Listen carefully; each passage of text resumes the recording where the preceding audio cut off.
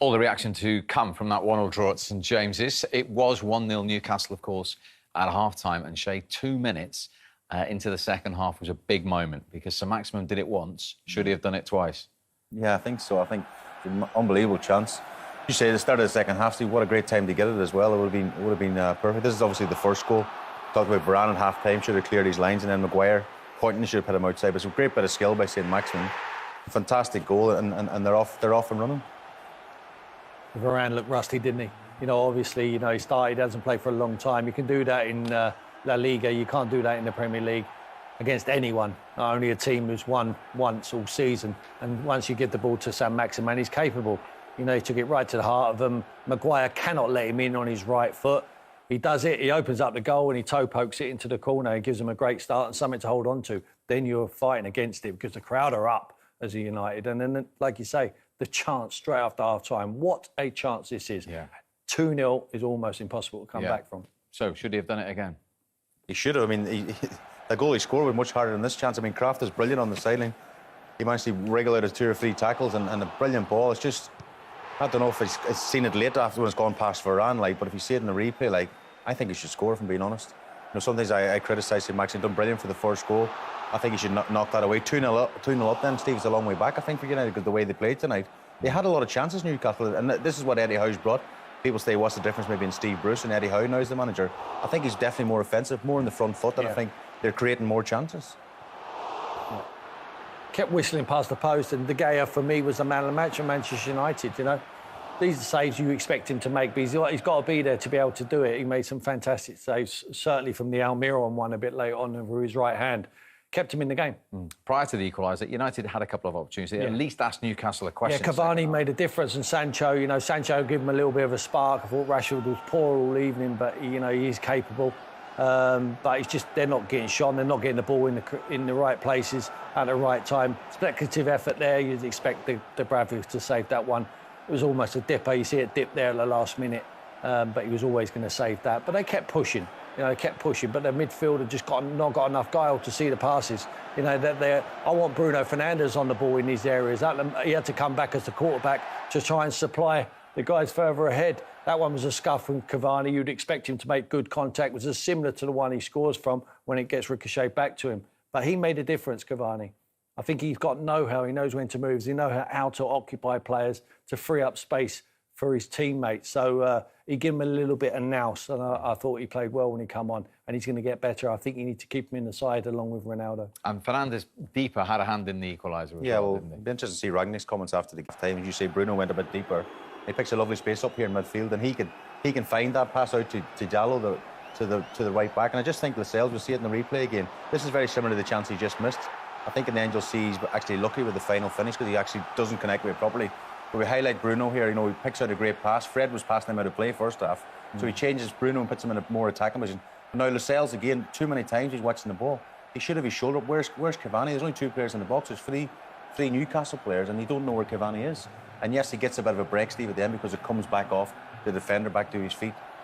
As you'll see here, it goes through, I think, Lascelles' legs in the end, but I think it's poor defending. You've got to latch on inside the box. Yeah, good centre-forward play, though, because he just drops off the line, doesn't he? They all sag onto the goalkeeper and he just drops, gives himself half a yard, scuff, reacts, got lucky with the miss hit. If he hits it too well, he probably gets blocked again. He just scuffed it into the corner. So a little bit fortunate with the equaliser. Did he have an opportunity to make it 2-1? He should have done better with. Yeah, but Lascelles again, and Dubravka, lack of communication here. This ball should never get as far as it does to Cavani, and he doesn't expect it, and he tries to just lift it. He has to lift it because he has to get it over Dubravka, but he gets it with his left foot. He'd be disappointed with that one. I'm sure he's in there kicking himself that he hasn't scored the winner there. Yeah, it's a big chance. I mean, again, Lascelles for me, it's an easy cross to clear out. He's got to clear his lines, and I don't know what, he's frozen just. And basically, if Cavani, Tim's right, he should score. Now, we nearly had a grandstand finish at St James's Park with the woodwork being hit. I was up, Steve, I was up. I know you were. and a fine save, you have to say. Again, Newcastle's bottom, you just need a bit of a break, a bit of a luck sometimes, Steve. They hit the post and go in, or it comes out to Almiron here. Now, a great bit of skill again. But we talk about David Hay before the game. That's an absolutely brilliant save. Saves his team 2 points again, But I'm just thinking from a Newcastle point of view, you just need a break at the bottom of the league. Hit the post and go in, or whatever, or Almiron finds the top corner here. But That's why David Hay is a top keeper. We spoke again before the game. This is a brilliant save. You know, I think even had this covered as well, De Gea, you know. But again, just Newcastle, and people probably say about all the teams at the bottom, they just never seem to get that bit of luck to get them over the line. That was typical of how Man United played there. You saw there. I mean, once from Murphy, there's no one near him. Varane goes half-hearted, hands behind his back to go and close him down. Never gets his head down. He's allowed to bend the ball round him, comes off the post, goes to Almiron, 18 yards out from goal. No one's breaking their neck to go and put a block on. He's allowed to get it onto his favoured left foot and try and bend the one in the top corner. And again, that De Gea saves the day. Where's the... I thought he's been working on this press. Where is this press? Non-existent. OK, well, Ralph Rangnick's comments to come. First, some Newcastle player ones. Joe Linton and Sean Longstaff. Oh, guys, well played. Sean, I guess you're a little bit gutted now, having not quite got over the line, but was that a performance to be really proud of?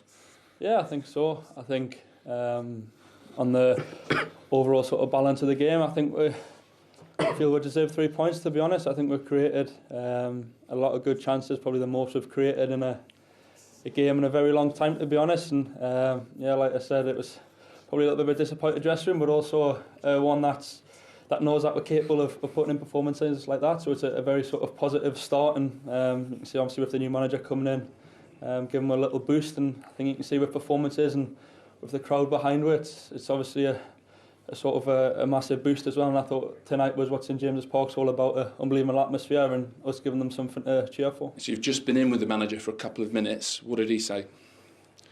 Pretty much what I've just said there, really. Just that we've created a lot of chances, we've played really well. It's a performance we can be really proud of, and it's about doing that every week now. I think obviously he said the last 3 games against 3 top sides, we've really up to a game, and it's about taking them performances into games with teams around you, and we know if we perform like that, we'll pick up points and we'll be fine. So Joe Linton, can I be completely honest? I didn't realise you were that good. Thank you. It's a new position for me, but I always try to give everything for the team, and today was this day. I give everything. I try to help my team to see the 3 points. Unlucky the result, but like Long said, I have to be proud with the game, and just keep going. It's a hard game. I have to take the positive things and look forward for the next game. It's a completely different job the new manager is asking you to do. Why does it seem to suit you so well?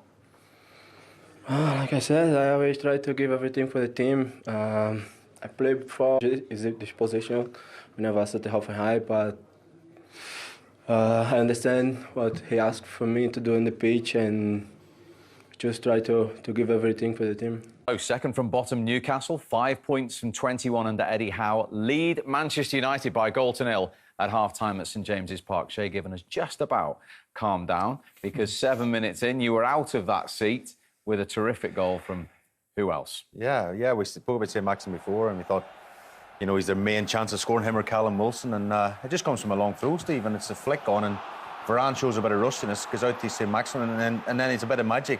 We all know he's strongly right-footed, but it's a brilliant finish, and then we look at maybe the Man United defender, we're talking Varane, he goes tight on the throw, and then has a chance to clear it, and he just got that maybe that match rustiness, doesn't clear his lines, gets to St Maxim, a bit of magic near with the ball at his feet, but then Harry Maguire's pointing to put him outside, but actually Harry shows him inside as well, and it's a poor defensive goal from Man United, but I don't actually care, Steve, because Newcastle are leading the game, and it's, you know, what we spoke about before, they've got something to hang on to now, second half, they've got a goal, they've got their noses in front, and the crowd will be rocking up there now.